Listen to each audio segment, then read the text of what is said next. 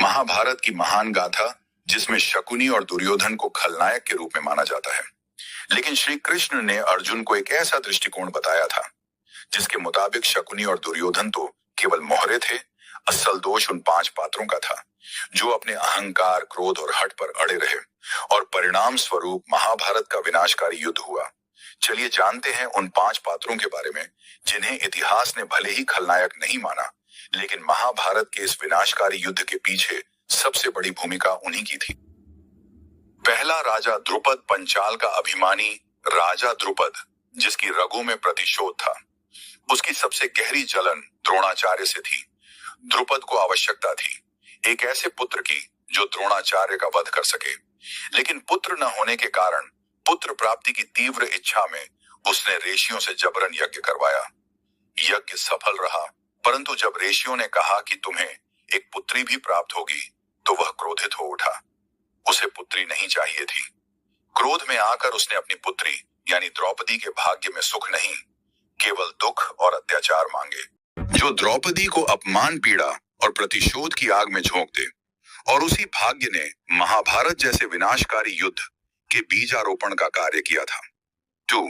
भीष्म पितामह, गंगा पुत्र भीष्म, जिन्हें प्रतिज्ञा का प्रतीक माना जाता है, लेकिन उन्होंने अपने पिता की इच्छा के विरुद्ध आजीवन ब्रह्मचर्य का संकल्प लिया ताकि उनके पिता दूसरी शादी कर सके।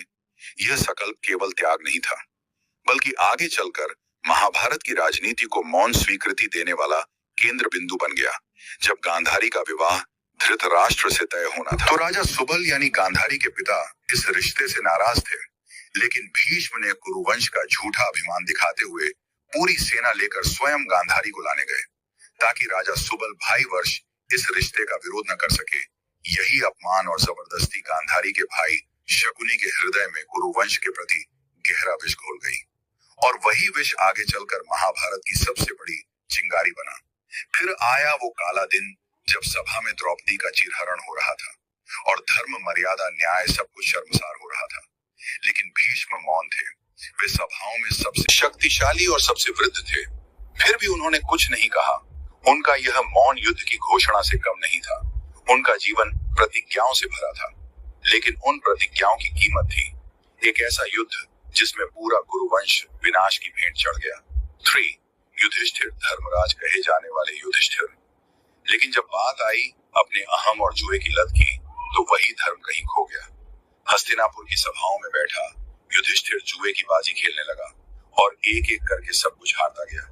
पहले अपना धन, फिर अपना राज्य, फिर अपने भाई और अंत में अपनी पत्नी द्रौपदी तक को दांव पर लगा दिया। जिसमें जीवन भर धर्म की बातें कि उसी ने धर्म की सीमाएं लांघ दी, सिर्फ इसीलिए कि वह स्वयं को धर्म का रक्षक समझने के घमंड में था। द्रौपदी का वस्त्र हरण हुआ, लेकिन युधिष्ठिर मौन रहा, क्योंकि उसके लिए दांव का नियम धर्म से भी बड़ा हो गया था। उसका यही अंधा धर्म, अहंकार महाभारत युद्ध का कारण बना। 4. दानवीर कर्ण, एक महान धनुधर, एक दानवीर, लेकिन साथ ही एक ऐसा पात्र जिसने अपने स्वाभिमान को अहंकार में बदल लिया। कर्ण जानता था कि दुर्योधन अधर्म के रास्ते पर है, फिर भी उसने उसका साथ दिया सिर्फ इसलिए क्योंकि दुर्योधन ने उसे मित्र मानकर सम्मान दिया था। लेकिन यह मित्रता इतनी अंधी थी कि वह सत्य और न्याय की आवाज को भी दबा बैठी। दुर्योधन को पांडवों से टकराने की हिम्मत कर्ण के सामर्थ्य से ही मिलती थी। कर्ण की युद्ध कला, उसका पराक्रम, वही दुर्योधन का सबसे बड़ा हथियार था। लेकिन कर्ण ने न केवल अधर्म का साथ दिया, बल्कि उसे बढ़ावा भी दिया। सभा में जब द्रौपदी को अपमानित किया जा रहा था, तब कर्ण ने उसे वेश्या कहकर अपमान की सारी सीमाएं पार कर दी। उसकी जुबान से निकले वही शब्द, वो ताने, वो अपमान द्रौपदी के भीतर प्रतिशोध की आग बनकर धधकने लगे, और यही आग महाभारत के युद्ध में बदल गई। 5. राजा धृतराष्ट्र, एक ऐसा राजा जो केवल आंखों से ही नहीं बल्कि न्याय, धर्म और कर्तव्य से भी अंधा था।